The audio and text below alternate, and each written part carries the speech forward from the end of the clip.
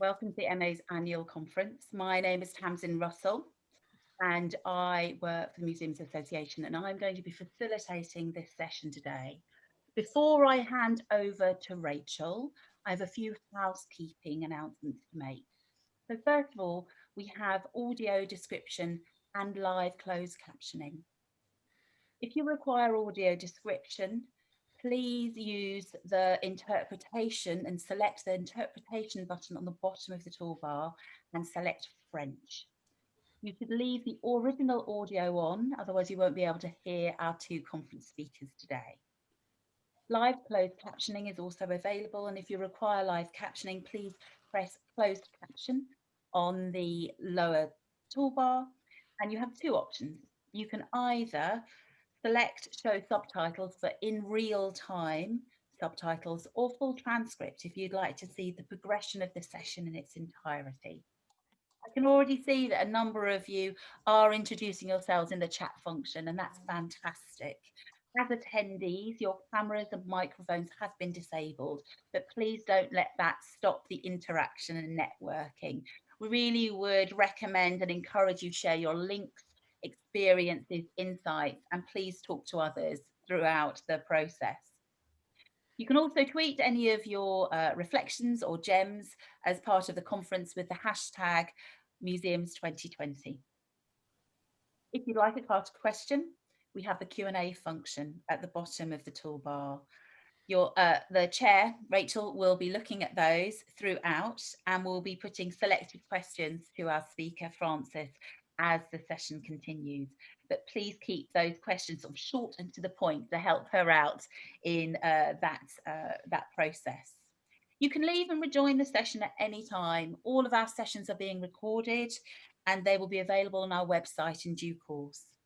Finally, bear with us. So if there are any technical issues during the webinar, please free to send me a private chat, and otherwise, please let us know through the chat function if there are any issues around sound or connectivity.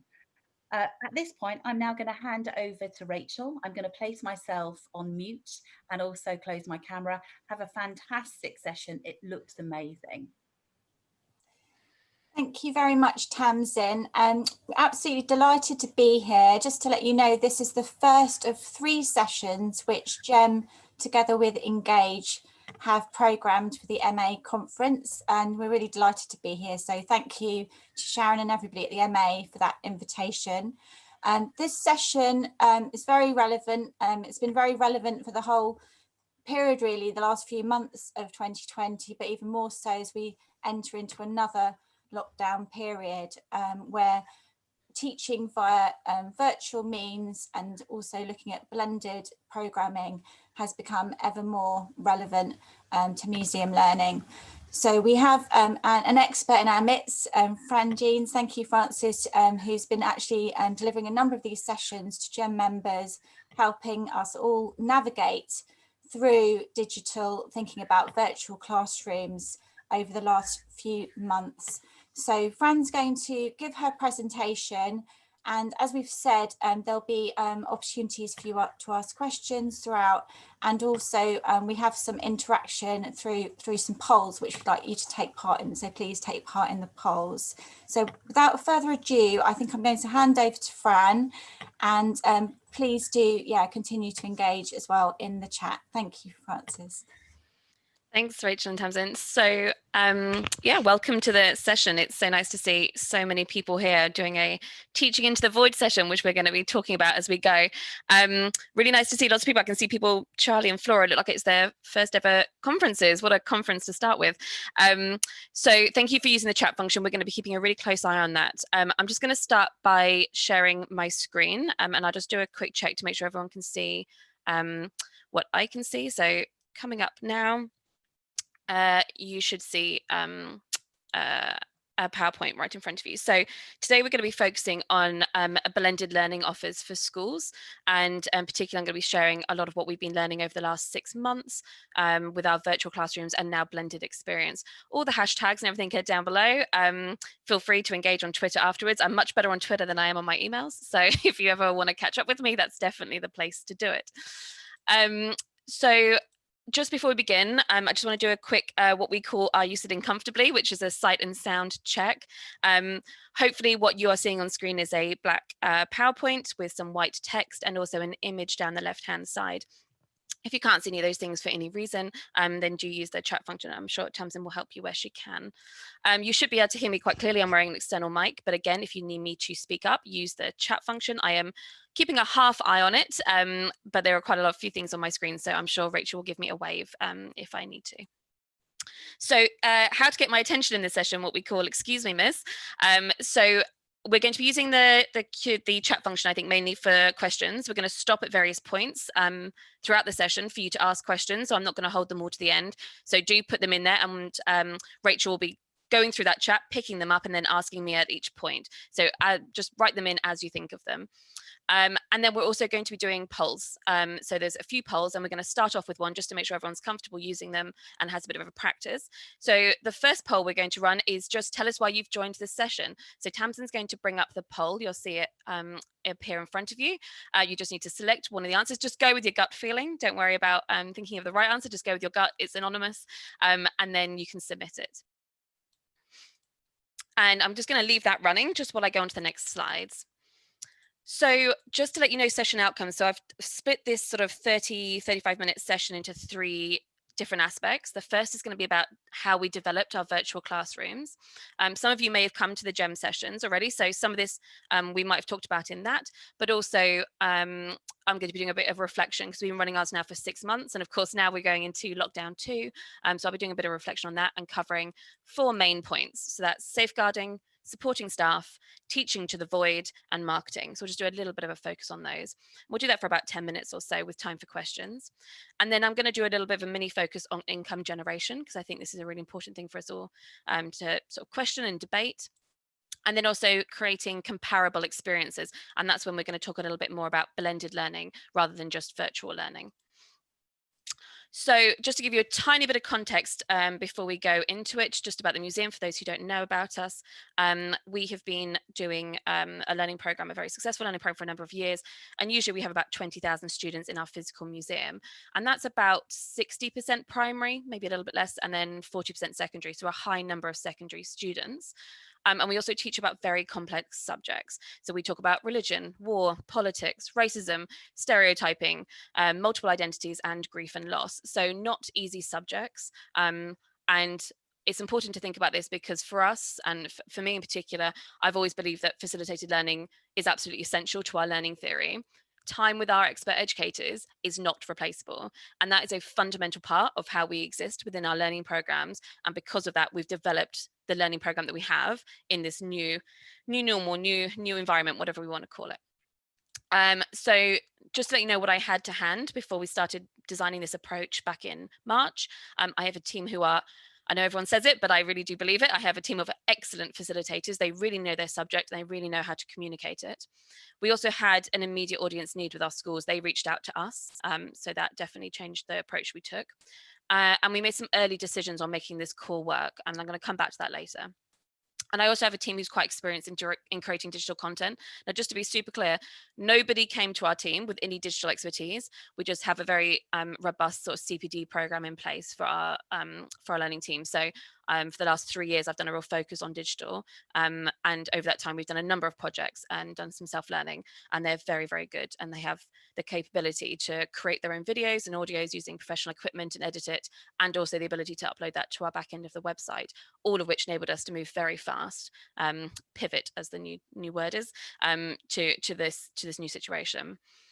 And we also set some very realistic expectations, and we sent staff home with a lot of the things they were going to need. We knew what was coming that last sort of 2 weeks we're in, and we've also invested in some good tech to send them home with as well.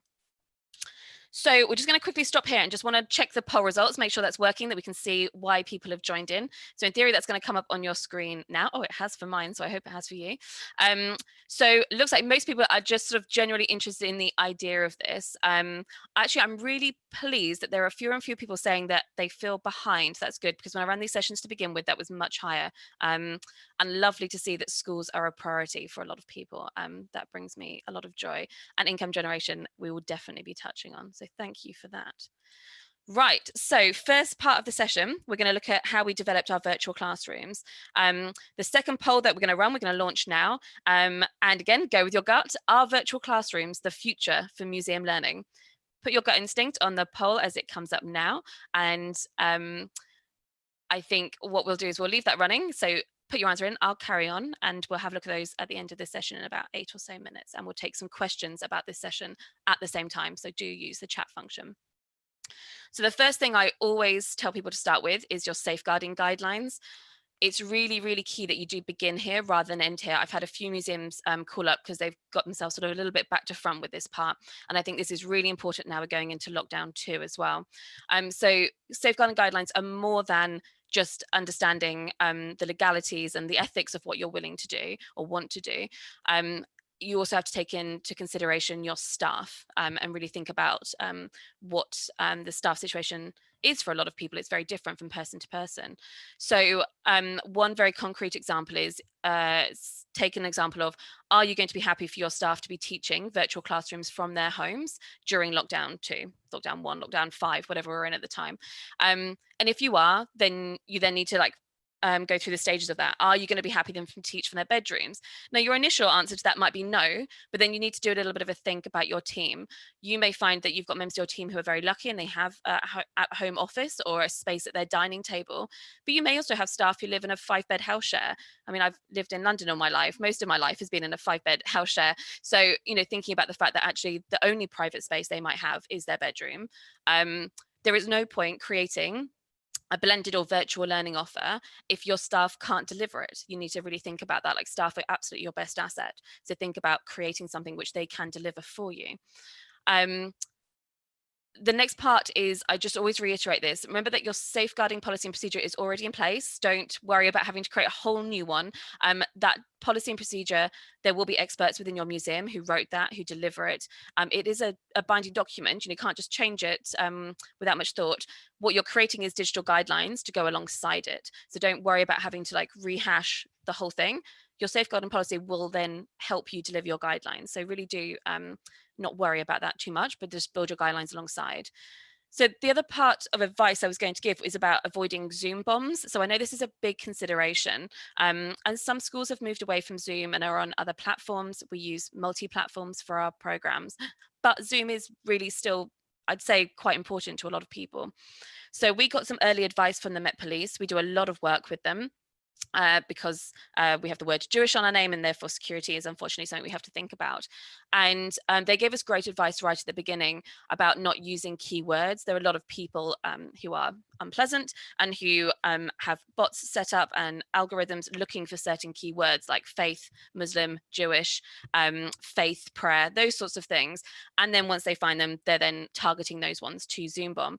So we made an early decision that we would never use things like Jewish Museum, virtual classroom, totally Torah, St. Thomas, things like that. Instead, ours are JML, VC. So if you're going looking for us, you're not going to find us through those sort of programming. So there are lots of things you can do which just sort of make it a little bit more difficult for people. And that's no different to your usual safeguarding policy. The whole point of a safeguarding policy is to make things as difficult as possible for people who might be looking to do harm. And that's what we have to do, digital as well as physical. If you're looking for really good examples, highly recommend the digital skills programs, the National Lottery Heritage Fund. There's a huge amount of information on there. A lot of information has come out since March, and I really recommend them. Just to give you a quick look at our own digital safeguarding guidelines, and this is an early version actually, and we've got a new version that's up online, which you are very welcome to go and have a look at. But just to give you a little bit of idea, so one of the things that I often say to people is, if you were doing something in a physical environment, what you need to do is think about how you translate that to a digital or virtual environment, rather than being worried that you don't know the digital. So a great example of that is, if you were teaching in your learning classroom at the museum, would you leave your doors open so visitors can come in and interact with the kids and walk amongst them, or would you close the door? If the answer is you'd close the door, then you need to translate that virtually and also close your virtual door, which is through things like the waiting room. There's also things like, should you record sessions that have children's faces in? If you usually require permission from parents and teachers about doing that, about photography at the museum, then you will still require permission to do that by taking videos or screenshots of your virtual sessions. So just make that list of your physical environment and translate that over to a digital and find the tools that are going to work really well within that. So staff support, I wanted to touch on this one. This isn't one we've talked about publicly a lot, and I think it's really important, or at least I haven't in other sessions I've run. So there are lots of different things, lots of different challenges we've all faced, personally as well as at work. So I've just picked out a few here, and I won't go through all of them, but you can obviously see all the different things that we've been doing. One of the things that I think has been very helpful is we've had obviously our established sort of support systems at work have been disrupted. We don't see each other casually in the way that we usually do in the office. So we have tried to replicate that through different ways. One of the early things we did was put in sort of these 3 times a week. I mean, I call them check-ins. We've never called them a check-in. They're just sort of time where we can catch up with each other. We've also put in fortnightly CPD sessions. It helps us keep up to date with like current things that are happening within the community, but also it gives us free space for dialogue, and we can just check in, and I think that is really needed. We're also trained mental first aiders, most of the team, so our dialogue within the team is very, very good. When it comes to specifically thinking about the virtual classrooms, your blended learning and changing your whole program in some cases, then technical skills are, yes, important, but actually I think that what we have found is actually it's confidence building skills are what's really important. So the approach that we took was we launched our live stream service, which is a free thing that was happening via Facebook Live, about 2 months before we launched our paid services, which is our virtual classrooms and paid tours. It meant the team had a couple of months where we were practicing speaking into the void and doing these sorts of things long before we were doing any sort of paid service. And I think that really did help. And the other thing we did was we made very early decisions on what things could be permanent and core, knowing that the extraordinary amount of change we're living through does affect our well-being. So where we could make permanent decisions, we absolutely have done, and we've really sort of been very clear on those things to try and bring that stability. So the virtual delivery, there's 2 types of virtual experience that we run. So I'm doing one now, which is teaching to the void. I can't see your faces. I don't know if you're loading the dishwasher while you're listening, or if you're there with a pen and paper writing down every note I say. You have to sort of get used to this sort of level of teaching. It's very different, and it's very different for all staff, but particularly learning staff who are very much used to bouncing off sort of their audience and taking those questions and working in this way. There are ways that we can still interact. I can see the chat function going, pinging off in the corner of my screen, which is great. And there's the polls and things we're doing as well. Then there's facilitated experiences. That's the tours and the workshops where you can see each other, much more similar to like Zoom meetings, Teams meetings, where you can discuss through voice. Those work really well for like tours of the museum in small groups. And if you can, through virtual classrooms, if a teacher is loaded on through the school. Doesn't work if all the kids are locked down as well at home so well. Oh, I'm going the wrong direction. So teaching into the void definitely raises the most anxiety. I'm not going to spend loads of time on here, but if people have questions, they absolutely can ask us in the chat function. One of the things we always say is like reduce anxiety where you can, like don't rely on your Wi-Fi. It's just never good enough. So really do plug in to an Ethernet where you can. Really think carefully about your background and visual. So when you're teaching into the void, all our eyes are on you. You're the only person speaking. So think really carefully about where you are, what you're wearing. If you're wearing jewelry that makes a noise. Also think really carefully about your screen. Like, does it show the information you want? Is it clear? Think about contrast. It's the only thing people are looking at. They haven't got the distraction of the room you're in like they usually do.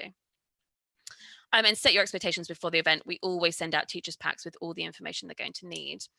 And I know only mad people enjoy this, but yeah, practice filming yourself. It is obviously painful to all of us, but the more you practice, the less terrifying it will be. I do promise you that. And don't torture yourself. Like the great thing about being digital is there's loads of things that you can do which make your life much easier. So if you have to give a lecture, like an object talk sort of thing, and you don't want to memorize 1,500 words about the object, then don't. Use your laptop as a autocue teleprompter. All you need is Word and a sort of a wireless mouse, and there's 100 YouTube tutorials to teach you how to do it. Use tech to your advantage. No one else will see that you're doing it because it'll look like you're teaching to the screen. So use it where you can. And team teach if you can. This is something we're starting to think about with our volunteers who at the moment we have struggled to obviously get back into the classrooms. It's a little bit like I refer to it as like Blue Peter style, where you have like questions that sound like they're real questions, but obviously it's all performed and rehearsed. But it's quite a nice way to break up the sound of one person talking. Use your participatory functions where possible, and truthfully, you've just got to get used to the silence, and you just got to be confident in the waiting. It takes a bit longer. You've got to try and read the chat functions alongside the teaching, alongside keeping a track on hands up and that sort of thing. So you do just have to like get used to that sort of silence and enjoy it, really. So the next part I wanted to just quickly look at was marketing. So I just wanted to show you what we've been learning as we've been going through. So we've chosen 2 slogans that we're using for our marketing for our blended learning program. The first is book with confidence. This came from a lot of teachers' work that we did. The main thing they were worried about was would they be able to book ahead or book in when they don't know what's coming. So we definitely went with book with confidence. And then we have our 4-stream service. So on the image in front of you, you'll see 4 icons, one for the virtual classrooms, one for outreach visits, one for museum workshops, and one for object loan boxes. And that imagery is repeated throughout all of our marketing. I'm just going to show you an example of that. So on this page, you'll see an advert that went out in a sort of RE specific journal for teachers, where you'll see those 2 things, the book with confidence and the icons for the 4-stream service. And then inside our brochures as well that go to schools that say, don't you worry, if you need to change, you can just swap between these things at absolutely no bother at all. And we'll pick up questions about that if you would like.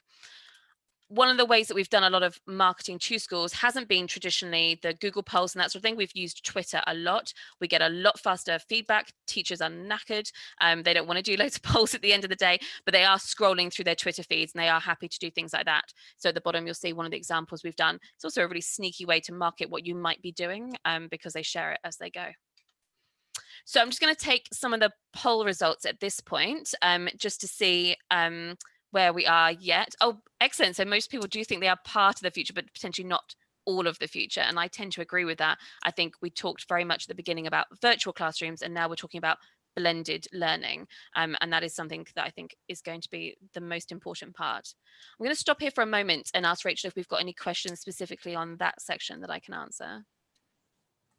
Thank you very much, Fran. So we've got a few different questions. I think we had a question on marketing to start with. I think you answered that, but Anne-Marie, if you've got any further questions or clarifications, do please send another message. So quite a few people have asked about how to sort of gain these skills, particularly in the next sort of lockdown period, and what CPD sessions are available. So I don't know what you would recommend in terms of how to gain more experience and skills in this area during the next lockdown period. I think there are definitely like courses and things going on. Jem has run lots of courses. I'd always recommend them, and I'm sure there will be others either through the Museums Association or other groups. There's also places you can get some of the softer skills. So places like City Lit are doing all of their courses online, and there's loads that are very, very helpful for this sort of thing. I actually think though that a lot of this, or maybe this is just like how I like to learn, but I like to learn from other people. So I think one of the ways that I have found most helpful is we have buddied up with other museums. So when we started doing our family versions of like the virtual experience, we have good friends at Westminster Abbey who were doing phenomenal work with that. So we, asked if we could join them, asked if we could speak to them, can we practice with them? It's a really nice way.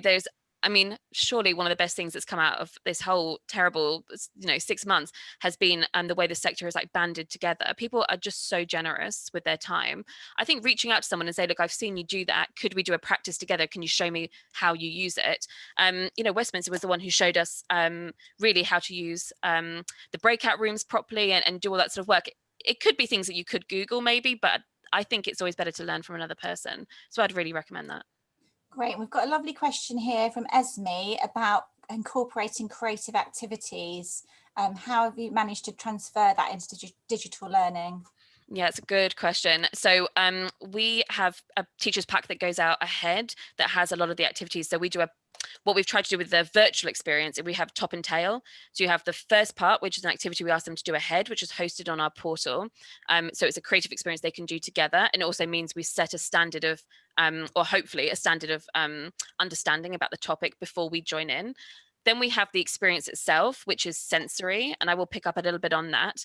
But the idea is that there are always ways that you can find your learning values. So our learning values are all about authentic experiences. That's about being near the authentic or talking to the authentic, but also sensory learning. So one of the things that we have done is we've encouraged teachers to find materials that they can then share. So it doesn't have to be us handing out objects, it can be done in the classroom by teachers.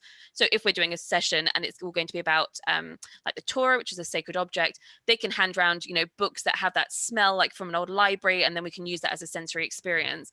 And then they have an end session as well, where they can do that either as independent learning or with their teacher. So I think thinking about your experience as being part of a wider thing rather than just like a one session is quite helpful.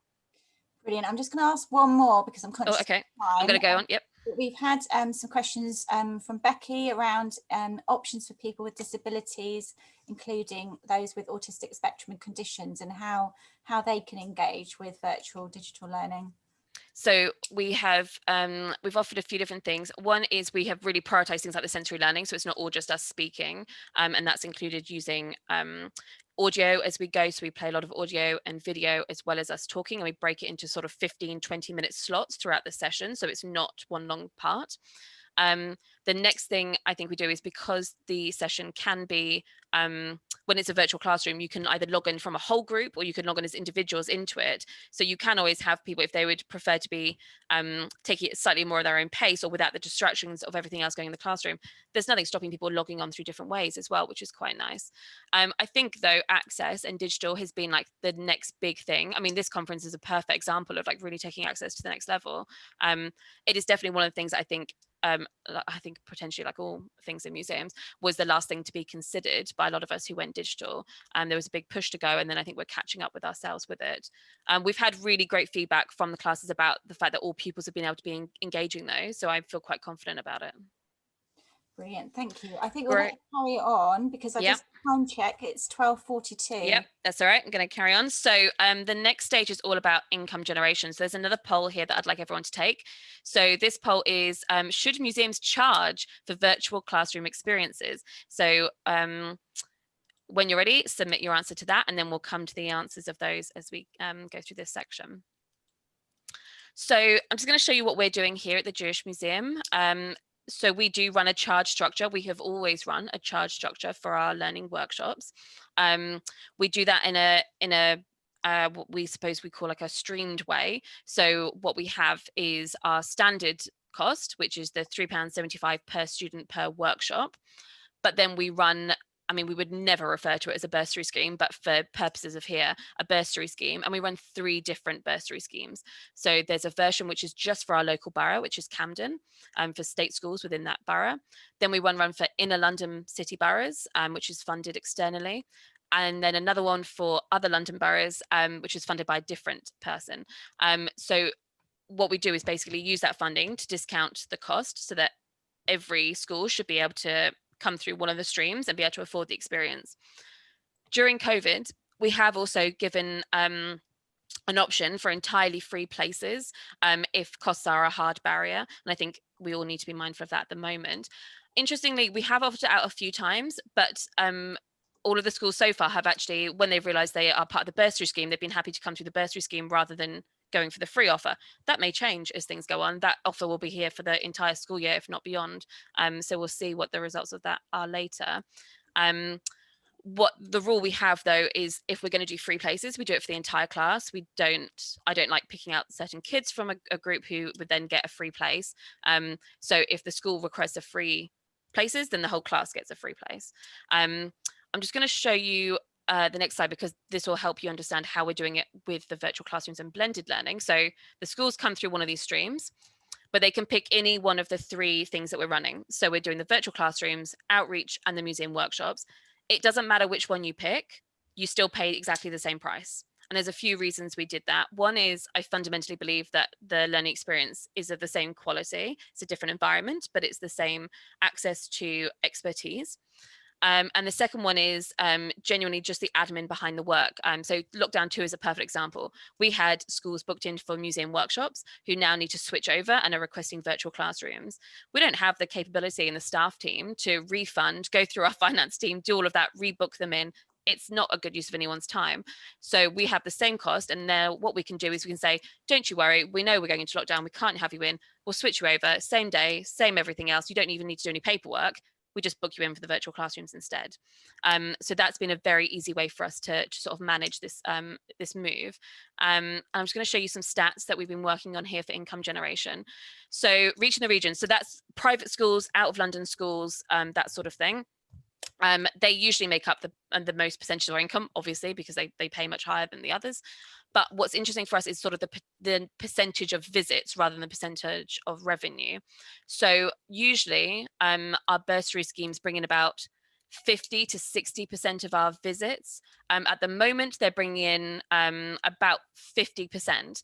I'm actually really pleased with that. I was particularly worried about this at the beginning, that somehow the digital divide would mean that the kids who usually come through these programs would not be able to access it. But the stats are looking pretty positive. The London Links one is a little bit lower than I would like. But at the same time, I think we are starting to see that some of that increasing. I think the inner London state schools needed a little bit more time than the private schools or the out of London schools who are in have more sort of resource available to them to be able to sort of organize these sort of things. However, there are lots of questions that I have. What would the demographics be if I moved everything to a free version? Would they be very different? But then, of course, I have to question, would we be sustainable if everything went free at the same time as well? And the biggest question is, at the moment for me, is creating the long-term sustainable model the most important thing? Or is it free education? And there's always this sort of cross between the two, but the stats are giving me confidence that the kids that we really want to be participating in programs are still coming through. They're coming through in fewer numbers at the moment across the board, but they are coming through, and that's really important to me. I'm going to stop here and just have a look at the poll results and just see how people felt, and just take a question or two on income generation. Sustainability looks popular, potentially not surprising at the moment. It's on our minds, I think, all of us. I think that answer, expecting digital to be free, has definitely changed. I'd say right at the beginning, everyone had the answer that digital should be free, that it was an expectation from our audiences, but I don't think that's true anymore. And I think the fact that we all went digital at the same time has affected that. The fact that education should be free, I think, is a longer question within our sector. And, my heart and my head are definitely in different places about it, I won't lie. That's very interesting, thank you. Any questions particularly about income generation? We've probably got time for sort of one big key question at this point. I think there's some questions, Fran, around sort of different alternative models. Obviously, the virtual classrooms is one type of engagement, remote learning engagement. We know there are lots and lots of different types of remote learning engagement, and the GEM case studies publication on remote learning will be coming out soon with lots of ideas. But does this approach work with digital resource packs? So somebody's asking, so rather than a live session, is it applicable as well to kind of resources that you can download and maybe? Oh, interesting. I see what you mean. That is a very good question. So our digital, downloadable free resources are all free. So we have our learning portal where teachers can access a huge amount of content completely for free. So that's videos, audio, downloadable object packs, creative activities. We link that, a lot of it, as recommendation to do before pre and post virtual, but that has always been free and has been up on our website for a number of years. And I do like the fact that we have something that is free to access as well as charged for access, so that there is this option of always getting it. We chose to continue to charge for facilitated experiences, but those materials that are just not are for free, and that's a decision we have made. Whether or not audiences would expect to also pay for sort of a paywall to other resources, I mean, they do for other things like Twinkle and sort of learning sites, sort of education sites, but I think you would have to have a good brand behind you to be able to do it, if I'm honest. Great. And there's a question about volunteers. Do you use volunteers to deliver the sessions? So we haven't yet. It's something we have been talking about. So I mentioned briefly this idea of team teaching. So the main problem we had is, well, there's not main problems, there's challenges, I suppose. So one thing is we only ever have paid staff leading our workshops. It's such like an ethical rule that we have. Usually our volunteers support us. So they support us in moving the kids around the galleries. They lead sort of a session in the galleries as part of a around, so the kids do different activities. That's been quite hard to move virtually. So one of the things we have talked about is whether or not volunteers could be a support person in the virtual classroom. And then we could do this thing where we're sort of bouncing off each other, where we would ask a question and they would be there as our Blue Peter presenter to go back and forth with. Not all our volunteers want to go virtual, we're just starting to talk about what virtual sort of experiences for volunteers could look like for us at the museum. But I think it's definitely like the next big thing. I mean, I think as a museum, we've definitely been thinking a bit more about what virtual volunteering is going to look like, full stop, let alone just in education. I think there is a space where you could do it as like a team teaching. We wouldn't run it as a solo teaching because that's just not how we run sessions, I suppose. Brilliant. Right. So should we carry on? We've got about Carry 10. on. Yep, perfect. I've got exactly 10 minutes left on my clock to do this part, so that should work perfectly. So the next part is creating comparable experiences. So the last poll we're going to run is, can a virtual experience be as good as a in the museum experience? So put your answer on there, and we'll look at those right at the end. So comparable experiences, we, like I said, we have this sort of 3-stream or 4-stream system, depending if you're counting the loan boxes that are going out. And you'll recognize those icons. They're the ones that we saw at the beginning when we talked about the offer that we have. So what we have done is we've created a blended learning experience. So in the museum, outreach, as in facilitated outreach, virtual classrooms, and then we also have the loan boxes. So we have these 4 very separate things. So this is a page on the left-hand side is a page from our secondary school brochure, and on the right-hand side is an extract from our primary school brochure. So you can see here that what we've got is an experience. Say if we take the GCSE study in the middle, you've got some experiences that are only for in the museum, and you've got some experiences that are only for virtual classroom. And then on the GCSE text study, we've got some that are also out in the classroom. That's the teacher pointing to the board one. That's a facilitated outreach. One of the things that's been interesting for us is we didn't move everything we did in the museum online, and we haven't moved everything either online or in the museum to outreach. We have chosen very carefully what moves across. And we've also taken the opportunity to try different things. So the GCSE text study is an idea I've had for a long time. Text is really important to the GCSE revision, and we get a lot of requests from it from teachers, but I've always held off doing a session at the museum because at the heart of it, I'm a learning person and I believe in the power of objects. So we've always done object-based learning at the museum, but object-based learning is harder virtually, and text actually works very, very well. So we've decided to take the opportunity to run a session that we will only ever run virtually or on outreach, and we would never run in the museum. And that's a big change for us. Our GCSE program tends to start up bigger from January onwards, so we'll see what the take up is for that. On the right hand side though, you'll see an extract from our primary brochure. So this is all about Torah. Everybody loves Torah. So we usually run this session maybe 3 times a week easily. And the session we run is the one at the bottom, totally Torah. So what we did was we wanted to create a version that was for outreach and online, but we have changed it slightly. So the learning values are the same, the learning outcomes are the same, but we've changed the activities so they better suit the environment we're teaching in. And then we've renamed those to be appropriate to what we're doing. The idea behind that was, as a teacher, when you look at what you usually do, totally Torah, but you say, oh, I can't come to the museum, it's very easy for them to then switch up and say, okay, well, I want that one, the virtual classrooms experience. So it's about creating a comparable experience, but not replicating exactly what you do across them. And I think that is possible.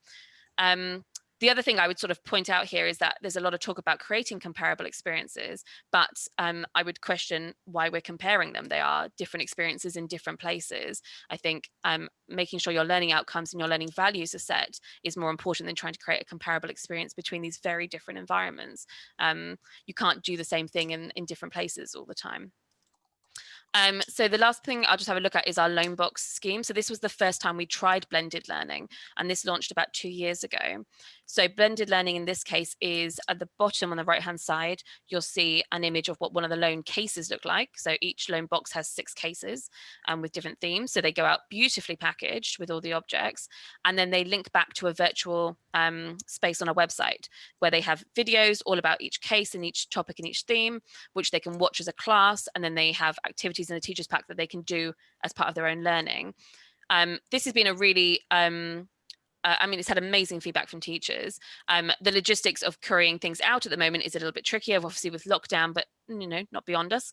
And I think what this has proven is that there is a version of this which is like digital linked to physical, which we want to look into a little bit more. And we have a couple of versions of loan boxes who are doing that, and they're all going out at the moment. So we'll get some more feedback about it soon, I'm sure. So again, I won't touch much on this because we have talked about it as we've gone through, but it's this idea of making sure you establish your learning values and keep to them. It doesn't matter which environment you're in, just make sure that everyone has their core learning values. These are things that learning people know inside out, and just like making sure you stay true to them in the sort of milieu of so many people pulling you in different directions to go digital. Like, make sure you stick with them, and think about the ways that you can break down those boundaries between physical and digital by keeping to these values really cleanly. So we'll just have a quick look here at the poll results, and see what people thought about the idea of virtual experience in the museum. Interestingly, I think you're right, it depends. When I wrote this one, I almost wrote it depends on staff, it depends on resources, it depends on places, because I would love to know what the independs really are. So if you've got some ideas on what it depends on, do put them in the chat function. I would love to know what they are. I think the biggest independ for me was the things that you had access to digitally already, and also your staff confidence. Staff confidence teaching in a physical and digital environment are different things, and I think there have been some places that have had like a push factor from above, which is that it should be the same, and it's not the same, and there needs to be a push back up to explain that to people and say there is skills building that needs to be done, there is confidence that needs to be done, that it's not as easy as just translating. Any questions, particularly on the comparable experiences part, Rachel? Yeah, there's been quite a few questions coming up. One recent one was around the boxes and different abilities, special needs again. So yeah. Are they adapted according to different needs? Yeah, so our teachers pack for those. And again, I'm not sure if I have those available on the website, but I'm really happy. If people want to see them, like just email, I'm really happy to share them. The teachers packs that went with that, we did a huge part of that project was all about access. So we have things in there that are in Braille, we have things in there that are like BSL interpreted, that are for visual sort of increased font sizes, all those sorts of things, and then all the activities that go alongside them are also recommended for either key stages or access requirements. So that project, because we had the funding and the time, I think is the critical part rather than the funding, to be honest. We had sort of about a year and a half to work on building that program, taking feedback from teachers. The access on that is very, very good. All the films are subtitled before they were put up. They are very, very good for access. And we had some really phenomenal responses from teachers using that with like a variety of kids from different sort of places. So yeah, I'm really, that one I think is probably like our highlight of like our best practice of access when it comes to digital and blended learning. Brilliant. And just questions around take up and numbers. So if you just briefly talk about your sort of take up, I think people are really interested in that. Yeah, so when we launched, we took bookings for about 600 kids pretty much straight away. So we had a really good initial response. Things obviously then quieted down. So we launched in May, and that ran obviously until the end of July with the schools closing for summer. We didn't take any bookings over summer, and I'm not surprised. Teachers were done. And as a school governor, we were all done. So I think summer was definitely stopped. Then in September, I'd say it took us 2 weeks of September before we started seeing the bookings coming in. We've taken bookings for thousands of kids, which is great. I'd say it's still probably about running at about 25% of what we'd expect to see coming in usually. Like, it is lower, like there's no way around it. And one of the other things we have to be mindful of is when they're in the museum, they tend to stay for a full day. Whereas obviously with the classes, we're doing just like 1 hour or like maybe more depending. So we can do more in a day. So what we're finding is that they're sort of bunched up and then you have like 3 days. It's in a lot of ways not a terrible thing because learning staff often don't have any time in the office. So it's sort of positives and negatives. I think we are definitely seeing more and more bookings for virtual classrooms. We expect it to be, as the year goes on, more and more popular. This term tends to be more primary bookings for us. Next term from January will be secondary, and I suspect the secondary GCSE program will take a lot of bookings. So that's sort of the trend we're expecting. Brilliant. We're going to have to wrap up now, I'm afraid. We've had loads of questions. I'm sorry we haven't had time to answer them all, but maybe we'll try and find a way of, through Jen, we might be able to create a resource and answer some of them with Fran's help. Absolutely. And I'm on Twitter, ask me questions. I'm always happy to answer. And if there is like a call for doing like just a Q&A session via Gem and things, like I'm always happy to do one where it's just a firing of questions as a follow-up to this. I think it's that sort of learning that that sort of connecting with each other that's really helpful at the moment. Absolutely. Thank you very much. And just to say, yeah, do look at Gem's resources. We've got the remote learning case studies coming up. soon. And we've also got a session on membership schemes. So anybody that's interested in schools and how to kind of keep schools involved, Leeds Museums and Galleries are doing a membership scheme session coming up. So thank you so much, Fran. You've been amazing as always. Thank you to the Museums Association and Tamsin for hosting us. I was going to say this morning, it still feels like morning to me, but it's like this afternoon. So thanks very much, and we enjoy looking forward to the other sessions in the conference. Thanks, Fran. Wonderful. So I'm just going to close off the session. Thank you to everybody's participation. Thank you for the questions. If you do want copies of Francis's slides, please feel free to email me, tamsin@museumsassociation.org, and I can forward those through to you at the end of the conference. The next two things I need to highlight. First of all, that our virtual hub is live. The hub is a space where you can go and chit chat and download and talk about what you've seen to others in an informal way, as well as speaking to our membership team. And the link is on our programme. And other than that, you've got half an hour until the next session starts. So at 1:30, we've got 5 mindsets in museums of the future. So thank you so much for your participation. Have a break, take a chill, and we'll see you after lunch.